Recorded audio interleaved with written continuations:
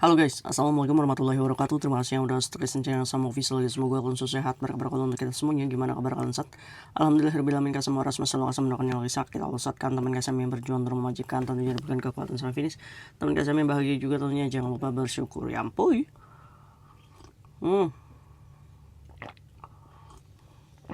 Selamat hari Minggu guys, happy holiday buat kita semua yang libur. Kita bahas apa dulu ya? Kita bahas tentang pekerja migran yang dengan sadar dia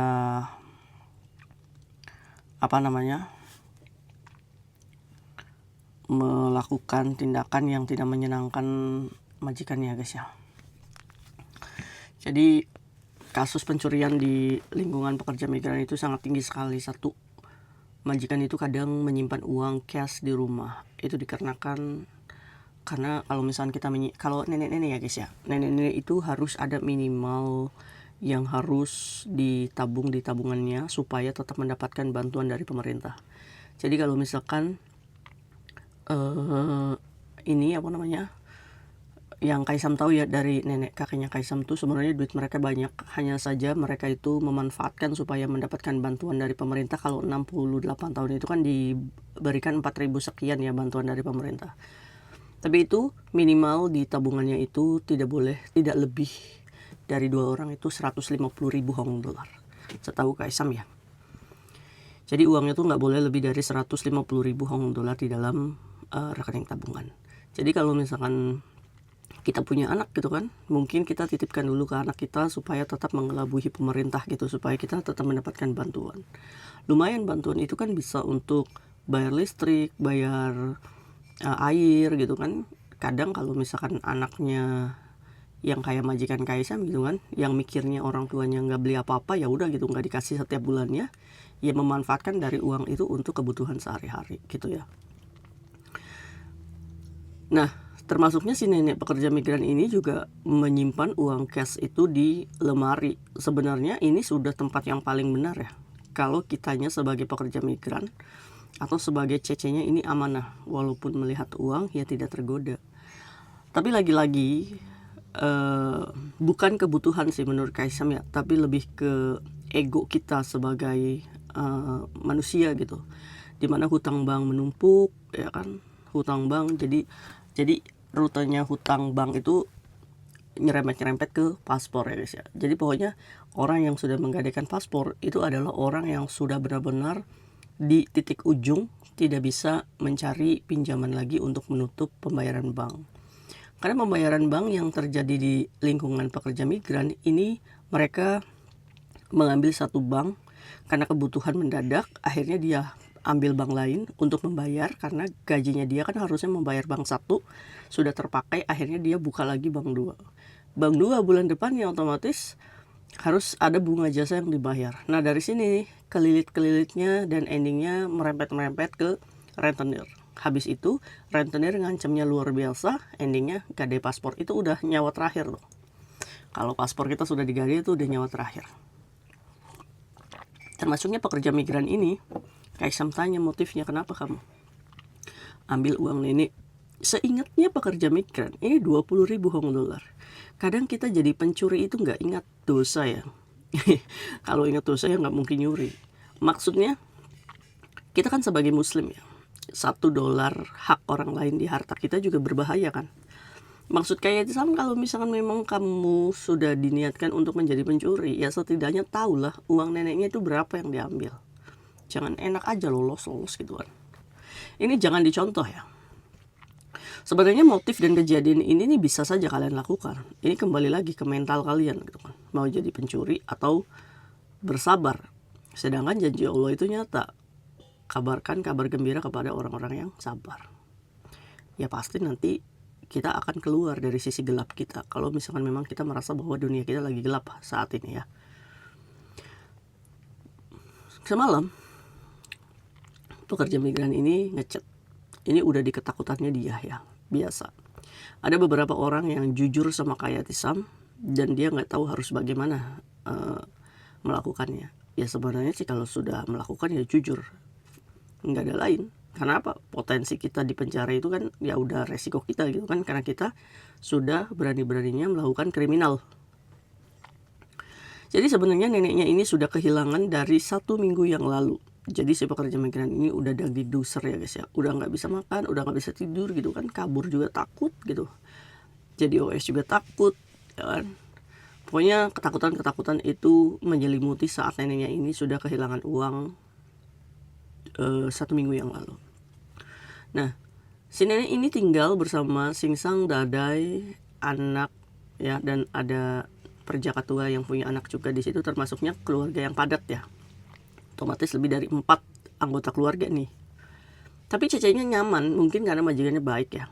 Jadi ini kontrak kedua berjalan. Jadi baru 3 tahun ya, belum 4 tahun. Jadi 2 kontrak berjalan lah. Endingnya chat ini mengatakan bahwa kak, saya mau mengakui ke Kak Yati, sama mengakui ke polisi ya, ke majikan. Tapi bingung juga kan mau bagaimana kan kalau misalkan kita bercerita dengan orang yang benar gitu kan, maksudnya pasti akan memberikan jalan yang benar. Tapi kalau misalkan kita bercerita sama tempat yang blangsak gitu kan, ya pasti disuruh kabur. Kabur juga mau lari-lari gimana, saat dilaporkan ya kamu tetap kena nantinya pas surrender ya. Lebih baik dihadapi sedari awal gitu. Saya mengambil uang ini kayak 20.000. Saya udah benar-benar takut banget, ke apa yang harus dilakukan. Yokaisam jawab dengan santai, ya udah ngaku. Nggak ada jalan lain selain kamu ngaku. Udah, kalau dipoking ya udah resiko ya kan. Pertanyaannya kenapa kamu ngambil? Berarti kan kalau kamu ngambil berarti kamu sudah tahu konsekuensinya akan ketahuan dan dipenjara. Tapi karena dia bercerita dari Kayatisam, jadi Kaisam penasaran. Kaisam belajar dari motifnya dia. Akhirnya Kaisam nanya, gimana kamu ambil uang itu? Di lemari Kaisam.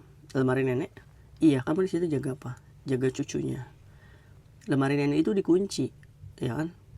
Iya, namanya juga ada kesempatan ya guys ya. Ya pasti dia, kalau kata orang sih, ngeratak gitu kan. Kepo. Diliatin. Sampai pada akhirnya dia menemukan segepok tempat uang penyimpanan yang tidak terkunci. Dilihat di situ banyak duitnya. Kita udah kelilit ya, ngeliat duit banyak kan, ada pola pemikiran untuk mencurinya sebenarnya. Saya mau ngambil aja lah, mencuri gitu kan. Nggak ada sih sebenarnya orang-orang seperti itu. Mungkin polanya ya yang sering Kaisam pelajari itu, pinjam dulu lah, nanti gajian dikembalikan. Tapi pinjam tanpa ada ngomong, itu yang namanya pencuri. Ini yang namanya pencuri. Kamu mengambil uang secara diam-diam, walaupun dalam hati kamu niatnya minjem, tetap aja nyuri itu namanya. Ya kan? Dan anehnya nggak dicatetin gitu kan, uangnya berapa yang sudah dia pakai. Pertamanya ya pastinya karena untuk membayar bank. Bayar bank udah di atas 3.000-an semua ya kan. Dia ambil nipis lah. Jadi ingat kasusnya yang 170.000 ya, uang neneknya untuk judul. Duitnya udah habis, bingung kan.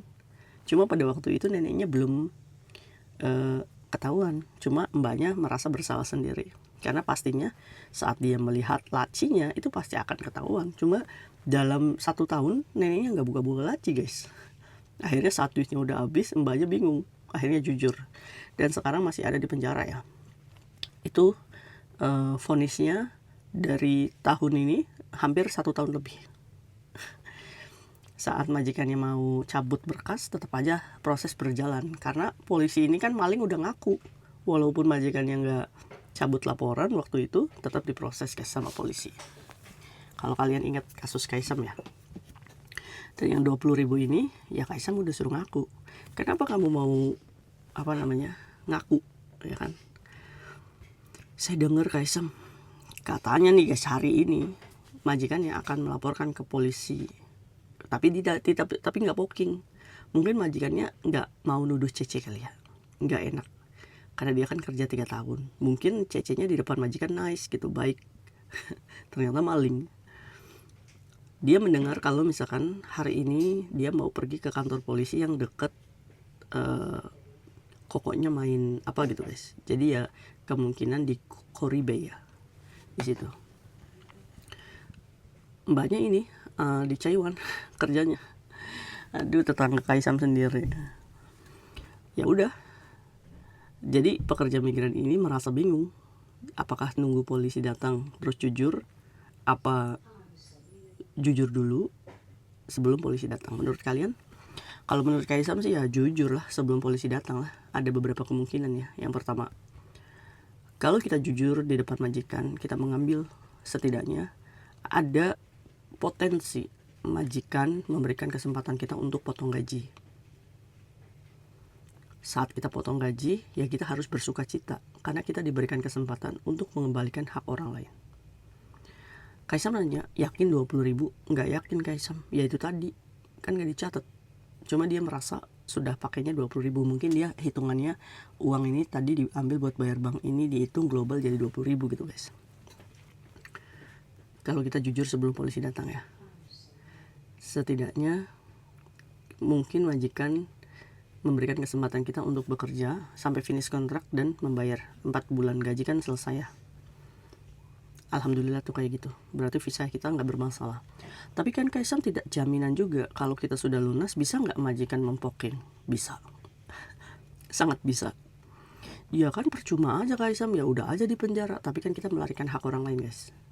Maksudnya penekanan Kaisam itu mengembalikan dulu hak mereka. Jadi kita secara hukum agama juga kita sudah mengembalikan. Tinggal kita tempuh penjaranya kalau majikan itu memang mempolisikan kita lagi saat kita sudah mengembalikan uang nenek itu. Ya itu adalah konsekuensi. Anggap aja itu hukuman di dunia daripada kamu nanti dihukum di akhirat. Kalau menurut Kaisam loh ya.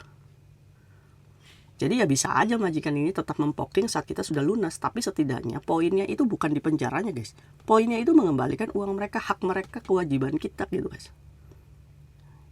Dan mengurangi timbangan kita di akhirat gitu. Itu ya. Jadi tidak menjamin kalau kita sudah mengembalikan maka majikan tidak mempoking. Tapi namanya manusia guys, namanya majikan pasti ada sisi baiknya. Mungkin saja nanti tidak di renew ya nggak jadi masalah. Yang penting kita masih diberikan kesempatan untuk bekerja.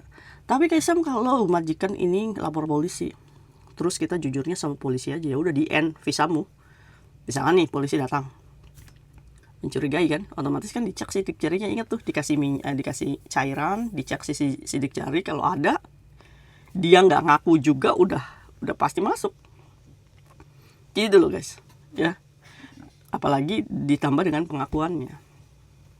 Terus cecenya langsung ngaku, iya pak saya, ya udah langsung sidang itu, langsung vonis, di end visa kita. Tapi ya nggak apa-apa lah Kaisam, daripada kita harus mengembalikan lah, itu kan duit yang udah kamu pakai gitu loh maksud Kaisam ya. Nah menurut kalian nih untuk menghadapi kasus ini, apakah mbaknya harus jujur ke majikan atau nunggu polisi datang aja? Ini lagi deg-degan banyak ya. Tadi Kaisam udah chat pagi-pagi, udah ayo bismillahirrahmanirrahim, semangat pagi ini selesaikan sebelum polisi datang. Ya kita doakan banyak, semoga diberikan kekuatan untuk bersikap jujur kepada dirinya sendiri. Nanti kita akan update apa yang terjadi. Apakah si pekerja migran ini langsung dipokingan atau dimaafkan? Karena Kaisam sudah suruh mbaknya itu untuk meninggalkan nomor ID ya dan nomor keluarganya. Kalau nanti Kaisam cek dia udah checklist, ya berarti dia dibawa ya. Mungkin itu yang bisa Kaisam share ke kalian. Jangan dicontoh dan jangan sampai terjadi di hidup kalian. Ingat, kalau ada godaan seperti itu, langsung tutup lagi dan katakan a'udzubillahi minasyaitonirrajim. Ya Allah, saya berlindung dari godaan setan yang terkutuk. Amin. See you next video. Bye. Assalamualaikum warahmatullahi wabarakatuh. Bye.